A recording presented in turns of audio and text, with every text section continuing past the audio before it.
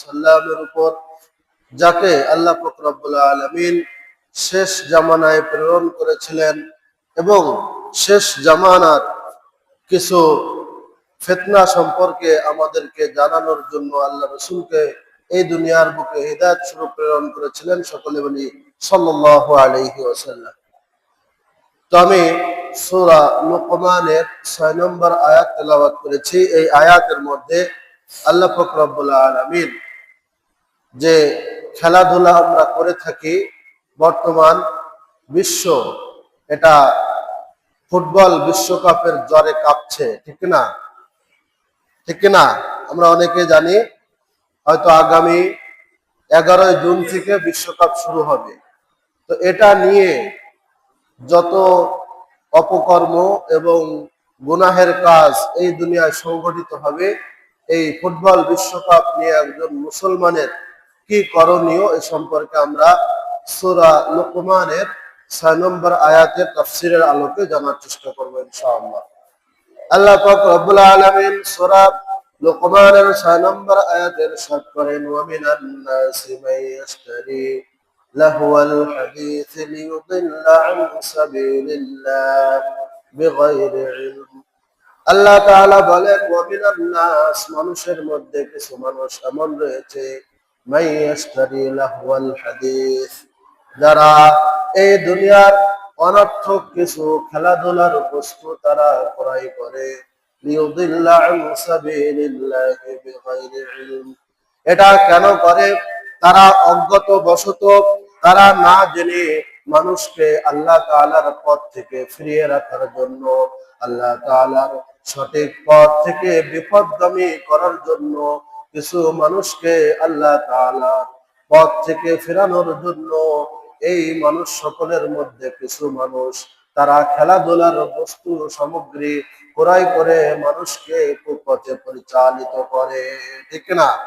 এখন আর্জেন্টিনা এবং ব্রাজিলের জার্সি এবং পতাকাতে সারা বাংলাদেশ একাকার হয়ে গিয়েছে, ঠিক না?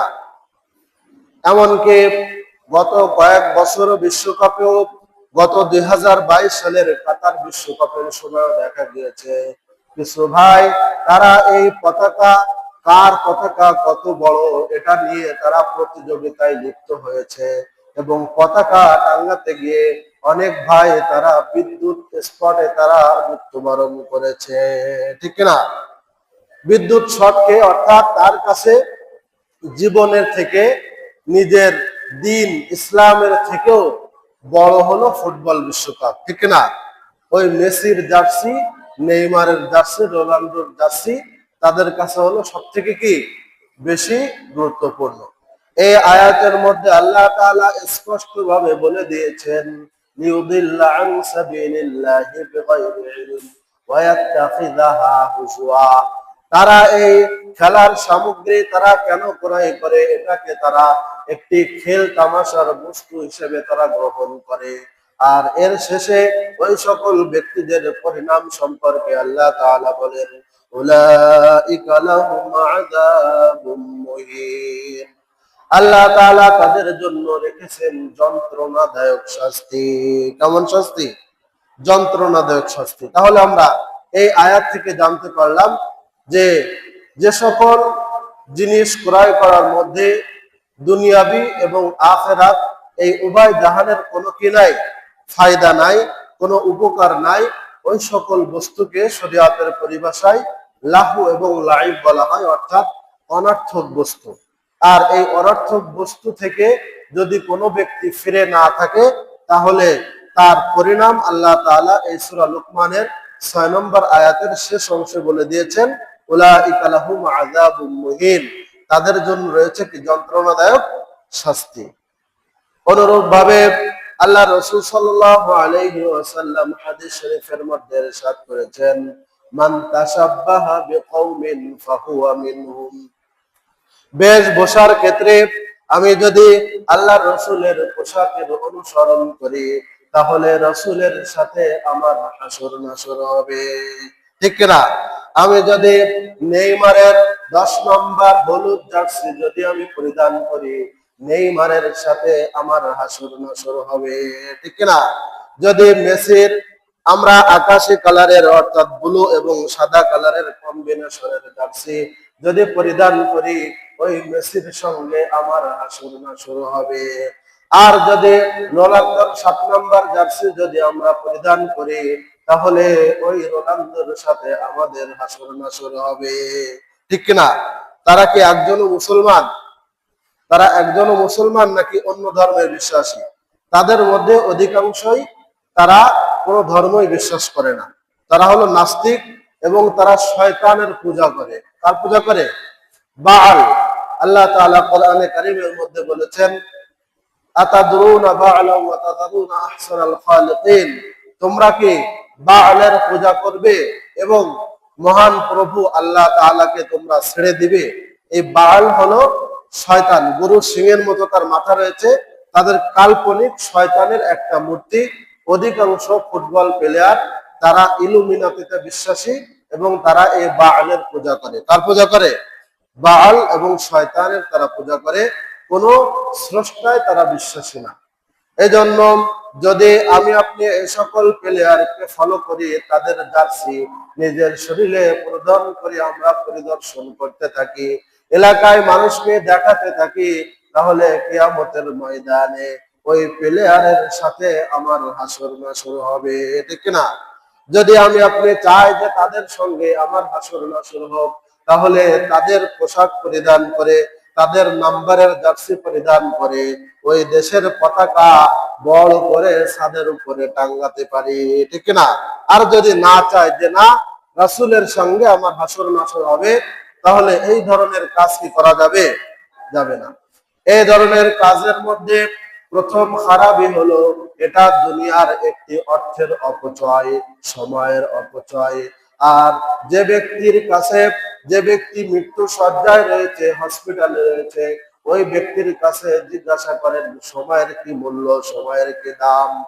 আমার আপনার সুস্থতার কারণে যদি সময় এবং সুস্থতার নিয়ামতের কদর যদি আমরা না করি, তাহলে আল্লাহ তাআলা বিগত কাতার বিশ্বকাপে যেভাবে কয়েকজন পতাকা টাঙ্গাতে গিয়ে এই দুনিয়া থেকে বিদায় হয়ে গিয়েছে, যদি ওই অবস্থায় কারোর মৃত্যু হয়, তাহলে ওই ব্যক্তি একজন বদ্দিনকে সমর্থন করার সাথে সাথে ওই ব্যক্তি নিজেও বদ্দিন হয়ে এই দুনিয়া থেকে বিদায় হলো। ঠিক না? সে কি দিনদার? কারোর পতাকা, ইসলামের কোন ঝান্ডা, পতাকাকে সে ধারণ করেছে? করে নাই। এই ফুটবল বিশ্বকাপ এটা কোনো মুসলমানের জন্য হতে পারে না, এটা হলো বিধর্মীদের ব্যবসার বিশাল একটি ক্ষেত্র। ঠিক না? এটা একটা বিজনেস। 2014 বিশ্বকাপে ব্রাজিলে বিশ্বকাপ সংগঠিত হয়েছিল। ওই বছর ব্রাজিলের প্রধানমন্ত্রী টার্গেট নিয়েছিল পতিতাবৃত্তির মাধ্যমে 20,000 মার্কিন ডলার তিনি আয় করবেন। কত হাজার? 20,000 মার্কিন ডলার।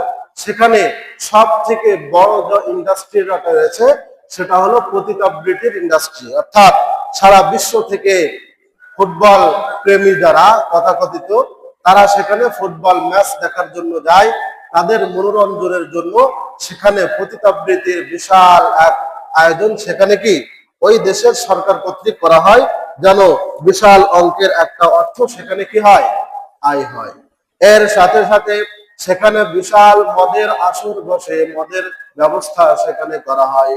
এটার মাধ্যমেও বিশাল অঙ্কের অর্থ বিদেশিদের পকেট থেকে ওই দেশের সরকার তাদের রাষ্ট্র কোষাগারে ঢোকায়। ঠিক না?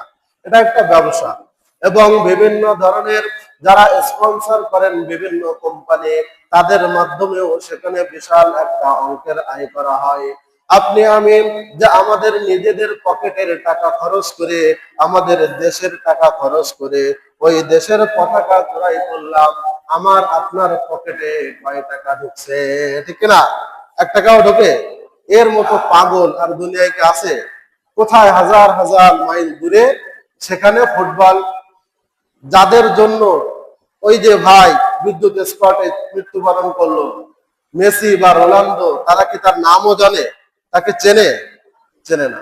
তো এটা হলো অনর্থক একটি কাজ। আল্লাহ তাআলা কোরআনে কারীমের মধ্যে বলেছেন, ইন্নাল মুবাযযিরিনা কানু ইখওয়ানাশ শায়াতিন, ওয়া আন্নাল মুসরিফিনা হুম আসহাবুন নার। যারা অপচয় করবে আল্লাহ তাআলার দেওয়া সম্পদ, আল্লাহ তাআলার দেওয়া স্বাস্থ্য এবং জান, যারা অন্য বিধর্মীর জন্য যারা কোরবান করবে, বিধর্মীদের পথে যারা বিলিয়ে দিবে, আল্লাহ তাআলা বলেন ওয়া আন্নাল মুসরিফিনা হুম আসহাবুন নার। যারা এই সকল কর্মকাণ্ডে লিপ্ত হবে তারা হলো জাহান্নামের অধিবাসী। কার অধিবাসী? জাহান্নামের। কে কয় কিলোমিটার ব্রাজিল বা আর্জেন্টিনার পতাকা সে তৈরি করতে পারে, এটা নিয়ে একটা প্রতিযোগিতা হয়, ঠিক না?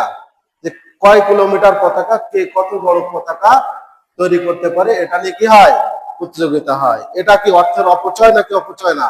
অর্থের অপচয় কিনা? এটার মাধ্যমে আমার আপনার কি ফায়দা রয়েছে, কি লাভ রয়েছে? এটা অনর্থক একটি কাজ। আল্লাহ তাআলা সূরা মুমিনুনের মধ্যে 18তম পারার শুরুতে মুমিনদের কিছু গুণাবলী উল্লেখ করেছেন।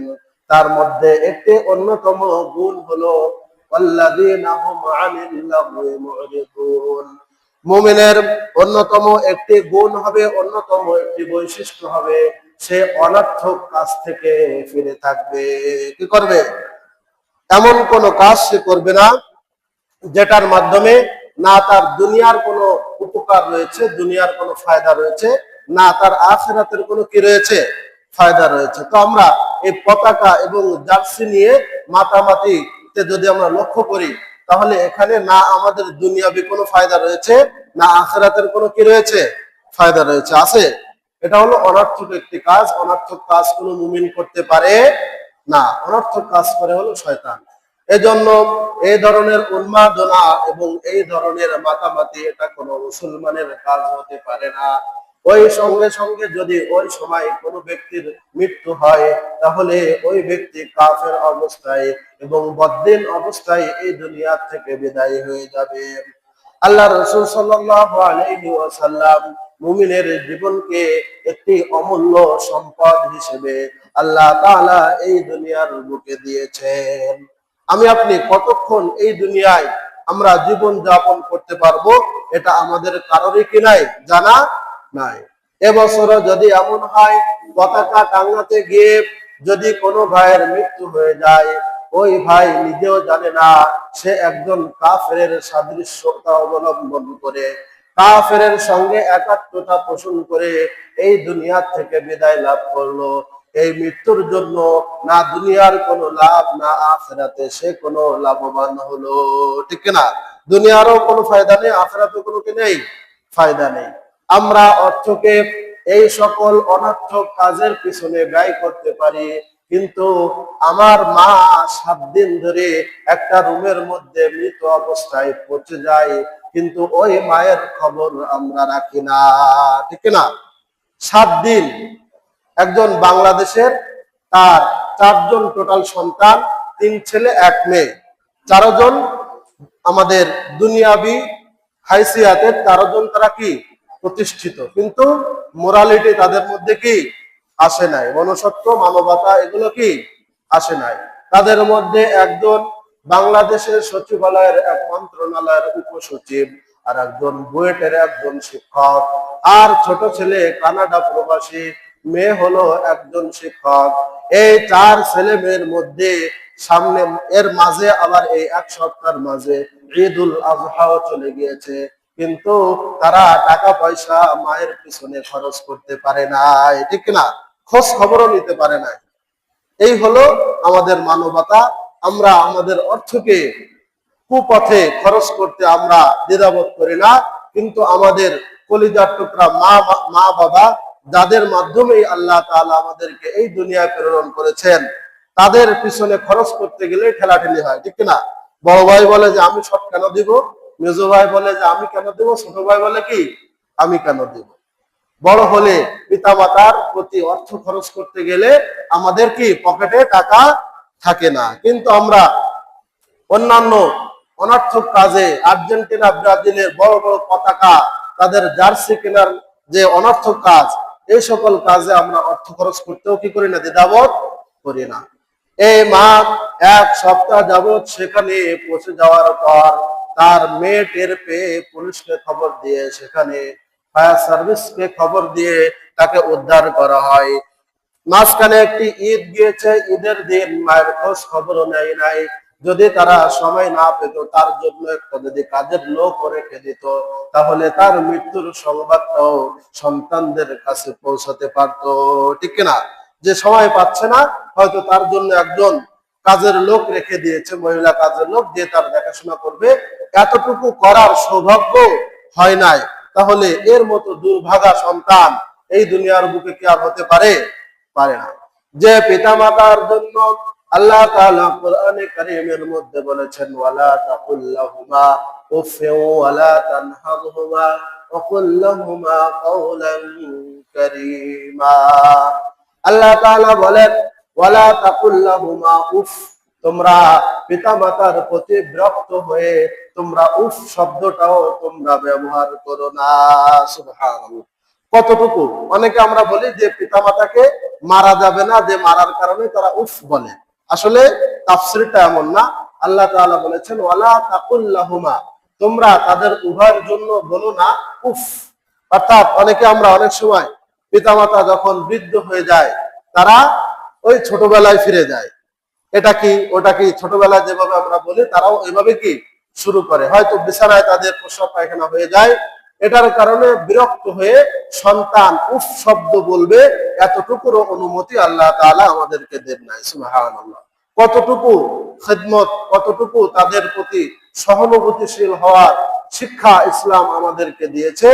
কিন্তু এই শিক্ষা যদি কারোর মধ্যে না থাকে, দুনিয়ায় অনেক বড় ডক্টরেট ডিগ্রি আমি অর্জন করলাম, কিন্তু আমি মানুষ হতে পারলাম না, তাহলে ওই শিক্ষা আমার আপনার কোনো কাজে আসবে? আসবে না। অর্থ কামায়ের পিছনে ওই শিক্ষাটা যদিও কাজে আসবে, কিন্তু আমার মধ্যে যদি মানবতা মনুষ্যত্ব না থাকে, তাহলে ওই শিক্ষার আল্লাহ তাআলার কাছে 4 আনা পরিমাণও কোনো কি নাই, দাম নাই। তো এই জন্য অর্থকে আমরা খরচ করব যেখানে আল্লাহ তাআলা আমাদেরকে খরচ করতে বলেছেন। আল্লাহ রাসূল সাল্লাল্লাহু আলাইহি ওয়াসাল্লাম হাদিস শরীফের মধ্যে বলেন, 5টি প্রশ্নের উত্তর দেওয়ার আগ পর্যন্ত কিয়ামতের দিন কোনো মানুষ এক পাও আগাতে পারবে না। তার মধ্যে একটি প্রশ্ন হলো, কোন পথে তুমি অর্থ আয় করেছো আর কোন পথে তুমি অর্থকে ব্যয় করেছো। এই একটি প্রশ্ন থাকবে সেখানে, যে মিন আইনা ইকতাসাবা ফিমা আনফাকা, যে তুমি তোমার সম্পদ কোন পথ থেকে, উপার্জনের পথ কি আর ব্যয়ের পথ কি, উভয় খাত আমাদের জন্য চেক করা হবে। যে আমরা অর্থ উপার্জন করলাম হারাম পথে, ব্যয় করলাম মসজিদ মাদ্রাসা বানানোর জন্য, কোনো কাজ হবে? হবে না। অনুরূপ ভাবে হালাল পথে আমি উপার্জন করলাম, আমি ব্যবসার মাধ্যমে, আমি শিক্ষকতার মাধ্যমে, বা আমি কোনো হালাল পেশার মাধ্যমে, চাকরির মাধ্যমে আমি অর্থ উপার্জন করলাম, কিন্তু ওই টাকা আমি ব্যয় করলাম বড় বড় পতাকা কেনার পিছনে, জার্সি কেনার পিছনে, এই পতাকা এই টাকা আমি ব্যয় করলাম, তাহলে এই প্রত্যেকটা টাকার হিসাবও আল্লাহ তাআলার কাছে কি দেওয়া লাগবে। কারণ এই সম্পদ আল্লাহ তাআলা যদি রহমত না করেন, তাহলে আমার আপনার পকেটে আসার কোনো সুযোগ আছে? এই সব সমুদায় সম্পত্তির মালিক একজন, চিল্লায় বলেন তিনি কে? আল্লাহ তাআলা যেভাবে আমাদেরকে সম্পদের মাধ্যমে, সম্পদ দেওয়ার মাধ্যমে আমাদেরকে সৌভাগ্যমণ্ডিত করেছেন, অনুরূপ ভাবে এই সম্পদ ব্যয় করার মধ্যেও আমাদের ইসলামী নীতিমালা রয়েছে। আমরা যথেচ্ছা এই টাকা আমরা খরচ করতে পারবো না, কোনো অনর্থক কাজে এই টাকাকে আমরা খরচ করতে পারবো না। এই টাকাকে খরচ করতে হবে আমাদের পিতামাতার খিদমতের জন্য, আমাদের পরিবার পরিজনের জন্য, ইসলামের পথে, দিন ইসলামের পথে মসজিদ মাদ্রাসা তৈরি করার জন্য, জনকল্যাণমূলক কাজ করার জন্য। কোথাও কোনো অভাব দুস্থ ব্যক্তি আমার পাশে না খেয়ে আছে, যদি আমি আপনি তার খোঁজ না নিই, কিয়ামতের দিন ওই ব্যক্তি আমার আপনার জান্নাতে যাওয়াকে বাধা দিবে, ঠিক না? জান্নাতে যেতে দিবে না। হাসরের দিন বলিবেন, খোদা, হে আদম সন্তান, তুমি মোরে সেবা করো নাই যবে সিনু রোগে অজ্ঞান, ঠিক না? আমি রোগে অজ্ঞান ছিলাম, তখন তুমি আমার সেবা করো নাই। তখন বান্দা বলবে যে আপনি কিভাবে রোগাক্রান্ত হন, আপনি তো মহান প্রভু। তখন ওই আল্লাহ তাআলা তাকে বলবেন, তোমার পাশে একজন অসুস্থ অবস্থায় ছিল, তুমি তার পেছনে কিছু টাকা খরচ করে তাকে যদি চিকিৎসার ব্যবস্থা করতে, তাহলে ওটা আমাকে চিকিৎসা করানো হতো, ঠিক না? তোমার পাশে একজন অভাবে, সে খেতে পারে নাই, যদি তুমি খাওয়ার ব্যবস্থা করতে, তাহলে সেটা আমাকে খাওয়ানো হতো। যেহেতু তুমি সেটা করো নাই, তুমি আমার সেবা করো নাই, এই জন্য আমার কাছেও তোমার কোনো পাওনা নাই। তুমি ওই মেসিকে মহাব্বত করে ভালোবেসে, ওই বদ্দিনকে ভালোবেসে তুমি তার জার্সি 10 নম্বর জার্সি নিজের গায়ে পরিধান করেছিলে। নেইমারকে ভালোবেসে তার হলুদ 10 নম্বর জার্সি নিজের গায়ে পরিধান করেছিলে। রোনালদোর 7 নম্বর জার্সি নিজের গায়ে পরিধান করেছিলে। যাও তুমি তাদের সঙ্গে, তারা যেখানে যাবে তুমিও সেখানে চলে যাও, ঠিক না? এটাই হবে। আর এই টাকা, এই অর্থ যদি তাদের পর্যন্ত পৌঁছে যায়, এই জার্সির একটা অংশ, সেখানে যেভাবে পতিতাবৃত্তি হয়, মদের আসর বসে, ওই গুনাহও একটা পার্সেন্টেজ আপনার আমার আমলনামায়ও কি আসবে। কারণ আমরা যদিও হাজার হাজার মাইল দূরে, আল্লাহ রাসূল সাল্লাল্লাহু আলাইহি ওয়াসাল্লাম বলেছেন, যদি কোনো কাজ, একটি ভালো কাজ তুমি সেখানে নাই, কিন্তু তারপরও তুমি সেটাকে সমর্থন করেছো, ওই ভালো কাজ করার সমপরিমাণ সওয়াব আল্লাহ তাআলা তোমার আমলনামায় দিবেন। সুবহানাল্লাহ। অনুরূপ ভাবে যদি এমন হয়, হাজার মাইল দূরে কোনো একটি খারাপ কাজ হচ্ছে, তুমি সেখানে উপস্থিত নাই, এই জন্য যে তোমার গুনাহ হওয়ার সুযোগ নাই, বিষয়টা এমন না। যদি তুমি সেখানে ওই কাজকে তুমি সমর্থন করো, সেটার ব্যাপারে তুমি একাত্মতা পোষণ করো, তাহলে ওই গুনাহের একটি পার্সেন্টেজও তোমার আমলনামায় আসবে, ঠিক না? তো এই জন্য এই ধরনের বিশ্বকাপ, এটা কোনো মুসলমানদের জন্য হতে পারে না। এখানে কোন কাজটা ভালো কাজ হয় আপনি একটু দেখান। বাংলাদেশের একজন অভিনেতা, নাম হলো আফরান নিশো। নাম কি? আফরান নিশো। তার এই ঈদে একটি ছবি মুক্তি পেয়েছে, তার মাকে নিয়ে গিয়েছে সিনেমা হলে ছবি দেখতে।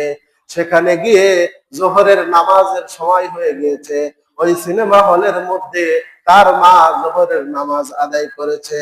সুবহানাল্লাহ বলবেন না নাউযুবিল্লাহ বলবেন? কি বলবেন? নাউযুবিল্লাহ। এটা দ্বীনি জ্ঞান না থাকার কারণে কোনটা ভালো কাজ, কোনটা মন্দ কাজ, এই হিতাহিত জ্ঞানও আমরা কি হারিয়ে ফেলেছি। এটা কখন হয়? হিতাহিত জ্ঞান কেন হারিয়ে যায়? হাদিস শরীফের মধ্যে আল্লাহ রাসূল বলেছেন, যখন একটা মানুষ কন্টিনিউ অন্যায় কাজ, গুনাহের কাজ করতে থাকে, তখন তার ব্রেন কি হয়? লোপ পায়। যেভাবে নেশাজাত দ্রব্য যদি কোনো ব্যক্তি কন্টিনিউ গ্রহণ করে, তাহলে ওই হারাম পথে যেভাবে অর্থ সে ব্যয় করেছে, ওই হারাম জিনিস ভক্ষণ করার কারণে তার হিতাহিত বোধ হারিয়ে ফেলে, হিতাহিত জ্ঞান হারিয়ে ফেলে, কোনটা ভালো কোনটা মন্দ এটা বোঝার সক্ষমতাও সে হারিয়ে ফেলে, ঠিক না? তো এই জন্য হারাম কাজকে হারাম কাজ হিসেবে দেখতে হবে, হালাল কাজকে কি হালাল কাজ হিসেবেই দেখতে হবে। তাহলে আমরা এই দুনিয়ায় যেভাবে আমাদের মর্যাদা আল্লাহ তাআলা বৃদ্ধি করে দিবেন, আখিরাতেও আমার আপনার জন্য আল্লাহ তাআলা অফুরন্ত কি শান্তির ব্যবস্থা আল্লাহ তাআলা করে দিবেন। সকলে বলি আমিন। এবং আমাদের যুব সমাজকে আল্লাহ তাআলা এই বিশ্বকাপের জ্বর থেকে মুক্তি দান করুন। সকলে বলি আমিন। ওয়া আখিরু দাওয়ানা আলহামদুলিল্লাহি রাব্বিল আলামিন। যাদের ক্বাবলাল জুম্মাহ সুন্নাত বাকি আছে, আমরা সুন্নাত পড়ে নিই।